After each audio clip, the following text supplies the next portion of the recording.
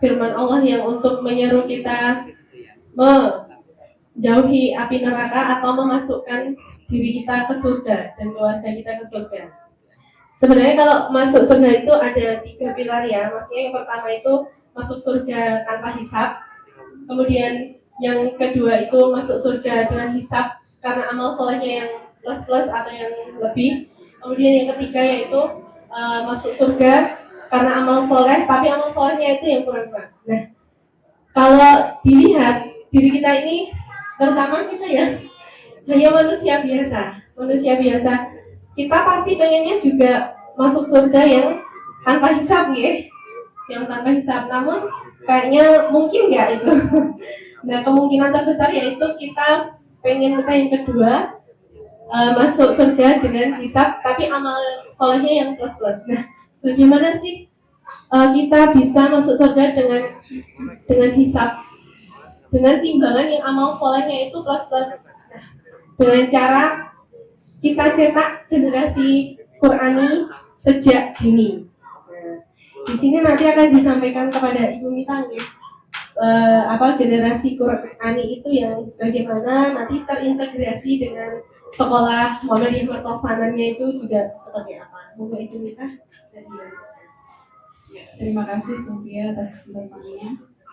Ya, melanjutkan dari apa yang sudah dijelaskan Bu Fia tadi, pada surat At-Tahrim ayat 6 tadi juga di sebuah potongan ayat, ku anfusakum wa ahlikum naron, itu tadi ya, jagalah dirimu dan keluargamu dari api neraka tadi.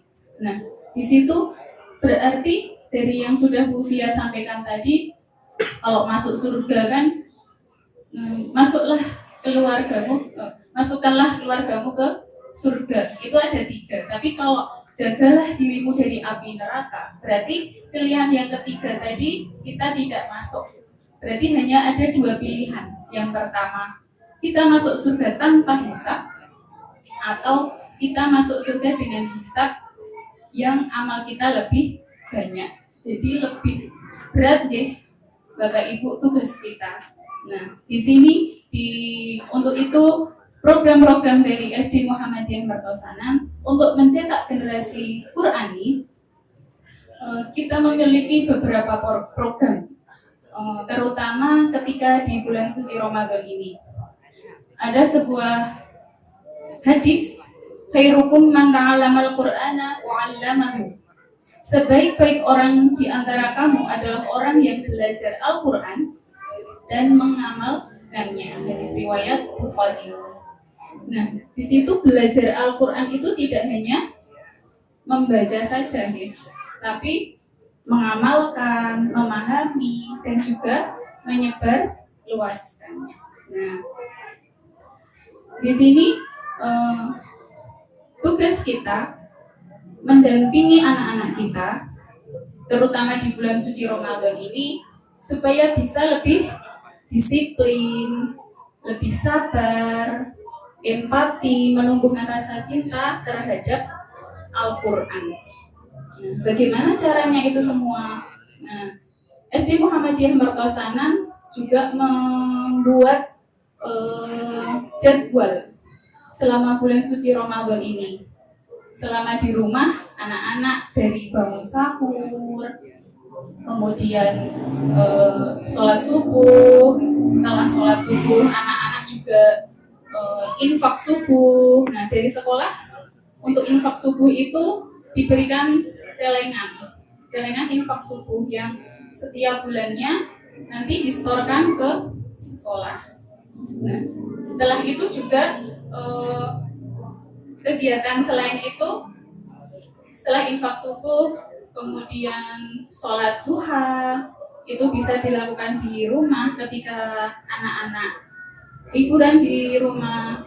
Dan ketika di sekolah setiap hari, anak-anak juga selalu melakukan sholat duha berjamaah. Dan itu kita lakukan untuk pembiasaan anak-anak supaya ketika tidak di sekolah pun anak-anak di rumah juga tetap melaksanakan sholat duha. Dan kemudian dilanjutkan lagi dengan pembelajaran, dan di rumah juga tentu tidak luput dari kerjasama dari orang tua untuk lebih perhatian lagi kepada anak-anaknya. Jadi tidak hanya tugas guru di sekolah saja, tetapi ketika di rumah orang tua juga memberikan contoh. Tidak hanya menyuruh saja, nggak mungkin anak, ayo le, gek sholat, tapi orang tuanya nggak sholat, nggak mungkin anaknya mau ikut sholat. Ayo le, gek ngaji, nggak mungkin anaknya mau ngaji kalau orang tuanya nggak mencontoh ngaji. Nah, di sini orang tua juga harus mencontohkan juga, tidak hanya menuntut anaknya untuk lebih baik, tapi orang tuanya tidak mencontohkan kebaikan. Seperti itu. Kemudian Pada di SD Muhammadiyah Mertosanan ada berbagai program ya Bapak Ibu. Di sini kita ada buku pantauan. Buku pantauan ini untuk memantau para siswa dalam melaksanakan atau melakukan kegiatan-kegiatan yang sifatnya itu nanti menumbuhkan karakter. Yang pertama nanti di sini juga ada sholat wajib, sholat duha, tahajud, kemudian ada tahfidz, ada hafalan, ada pembiasaan infak, ada pembiasaan menabung, pembiasaan kebaikan yang lain, yaitu kebaikan-kebaikan yang sepele ya, yang kecil, tapi dilakukan secara terus-menerus sehingga membuat anak itu terbiasa. Misalnya seperti membantu orang tua di rumah, itu hal sepele ya. Namun nanti efeknya di kemudian hari setelah mereka sudah dewasa. Kemudian nanti ada literasi juga. Nah, di sini selain di buku pantauan ini mencetak generasi emas itu yang pertama yang dilakukan dari yang dohir dulu. Seperti misalnya orang tua jika membaca Al-Quran disarankan untuk menggunakan mushaf Al-Quran, mushafnya, bukan melalui aplikasi atau gadget. Sehingga karena anak itu meniru ya, Bapak Ibu semua, anak itu meniru apa yang orang tua lakukan.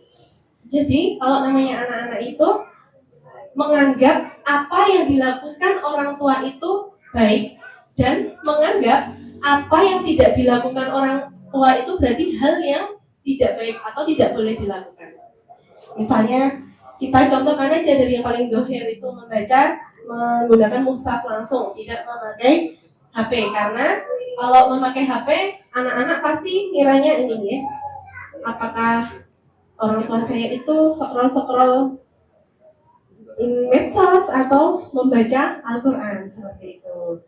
Kemudian yang kedua bisa rutinitas. Nah, kita merutinkan untuk membaca atau tadarus Al-Quran. Zaman sekarang ya sulit sekali ya Bu. Kalau mau merutinkan ini ya, merutinkan membaca, nanti banyak kegiatan lah atau sudah capek kerja ya, mungkin kalau orang tua itu kalau pulang capek kerja tidak meluangkan waktu. Nah, itu sebisa mungkin rutinitas atau merutinkan untuk tadarus Al-Quran. Kalau bisa nanti sama anak-anaknya gitu didampingi. Di sini insya Allah ya Bapak Ibu semua sudah merutinkan untuk tadarus bersama putra putrinya. Sampun, alhamdulillah. Nah, kemudian selanjutnya bisa juga dengan latihan atau tafsir. Nah, tafsir Al-Quran. Biasanya kalau tafsir itu membutuhkan ustadzah atau ustadz yang lebih ini ya ilmunya, nanti mengikuti kajian-kajian seperti itu. Jadi kita tidak hanya membaca tapi juga mengetahui tafsir atau isi dari isi Al-Quran tersebut. Jadi kita bisa mengimani, misalnya kita tahu tafsir dari surat Al-Asr itu demi masa. Nah, kita jadi tahu ternyata kita di dunia ini itu enggak selamanya gitu. Demi masa nih. Banyak orang-orang yang beriman yang bisa menggapai surga Allah dan tidak menyia-nyiakan waktu seperti itu. Ada lagi Bu Mita atau Ya. Ini, mohon maaf Ustazah karena waktunya terbatas ya. Ini pastinya banyak lah ya ganjalan dari para jamaah gitu. Sebenarnya kita harus bagaimana sih realnya gitu ya. Tadi sudah disampaikan panjang lebar. Mungkin ada nih pertanyaan dari jamaah, mungkin ada yang mengganjal ini, silakan monggo disampaikan kepada narasumber ya, karena ini waktunya tinggal 5 menit lagi. 5 menit lagi nanti sedikit kita ada yang tanya jawab, kita kasih waktu tanya jawab 5 menit ya untuk jamaah untuk bisa disampaikan ke narasumber. Monggo, mungkin saya beri kesempatan ini. Terima kasih sekali sebelumnya Ustazah atas penyampaian materinya. Ini banyak sekali nanti yang kita bisa ambil di manfaat intisarinya. Monggo. Sudah azan. Yun Sewu ini azan yang pertama. Kayak subuh gitu ya, ada yang pertama, ada yang kedua. Nanti bentar lagi kita beda selisih berapa 8 menit ya dengan adzan. Nanti kalau adzannya Masjid Ahmad Dahlan berarti sudah. Ahmad Dahlan belum adzan berarti belum. Gitu ya. Patokannya adzannya Ahmad Dahlan bukan adzannya Masjid Ahmad. Ya mungkin ada 1 atau 2 dari jamaah ada yang mau disampaikan. Ibu Bapak silakan. Lanjut.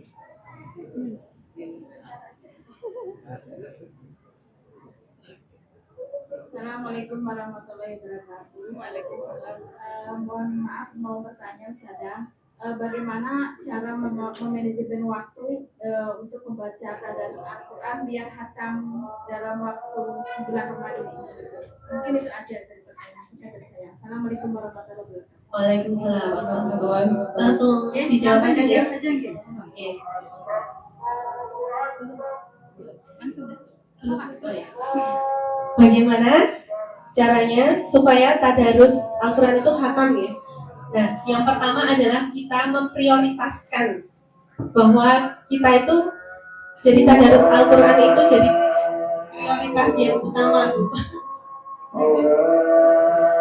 Jadi ini monggo ya bisa sambil tasbih ya membatalkan dulu ya, monggo bisa batal. sambilan nanti Jangan lupa berdoa nih.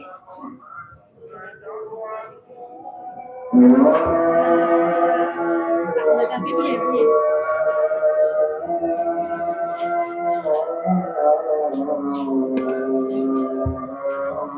Di sambil ini ya Bu.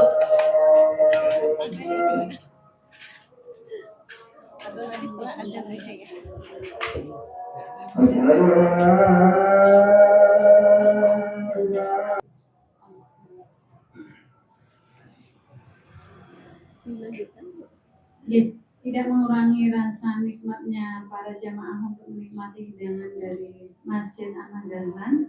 Monggo dilanjutkan untuk jawabannya bagaimana tipsnya tadi ya. Tipsnya untuk akhirnya bisa hatam 1 bulan gitu. Sambil mendengarkan sambil menikmati hidangan. Ya, yang pertama yaitu jadikan Al-Quran itu prioritas kita, sehingga apa ya, hal-hal lain atau kegiatan-kegiatan lain itu bisa terkalahkan Bu.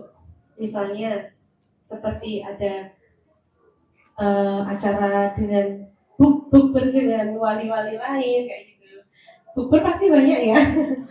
Nah itu kalau Al-Quran sudah menjadi prioritas itu pasti kita usahakan Bu. Ya, nanti bisa pada waktu setelah subuh misalnya 1 hari itu bisa 1 juz atau bahkan lebih.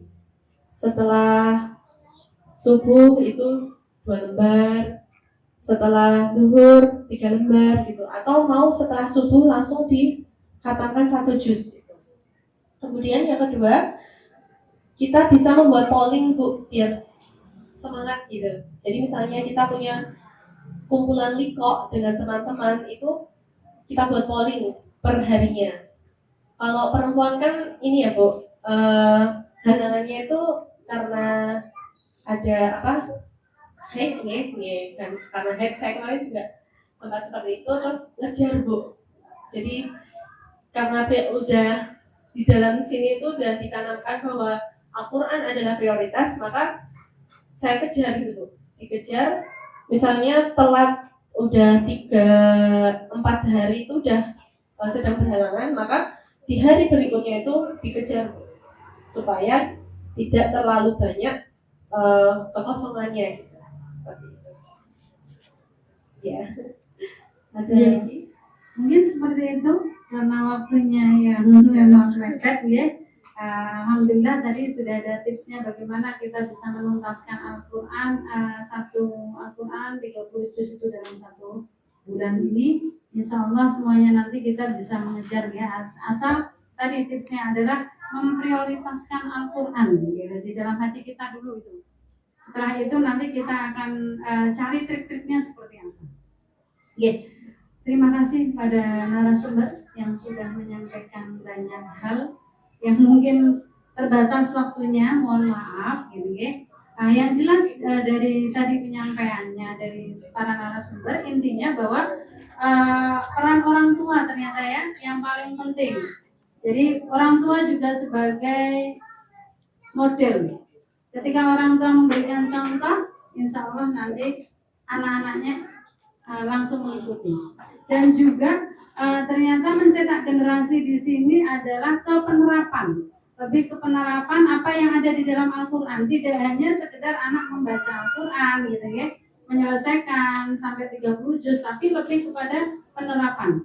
Penerapannya bagaimana, apa inti dari Al-Quran yang ada di dalam Al-Quran, apa ajaran-ajarannya itu kita terapkan di dalam kehidupan kita sehari-hari gitu ya, Ustazah ya kira-kira. Nah, ini gayung bersambut sepertinya dengan program-program yang diadakan oleh Masjid Ahmad Dahlan. Nanti di luar Ramadan, Masjid Ahmad Dahlan setiap malam Sabtu itu ada kajian rutin. Monggo nanti para jamaah. Jadi tidak hanya Masjid Ahmad Dahlan tidak hanya di waktu Ramadan saja ada kajian-kajian seperti ini, tapi di luar bulan Ramadan insya Allah ada, yaitu di malam Sabtu itu rutin ya, nanti ada tema-tema tertentu, di situ kita bisa belajar inti dari Al-Quran itu, nanti kita kupas di sana ya, tema-temanya ada ya, banyak tentang tafsir, nanti tentang fikih dan sebagainya ya. Intinya apa yang harus kita ajarkan kepada anak-anak, tapi melihat dari apa yang sudah diajarkan oleh Rasulullah pastinya kan seperti itu.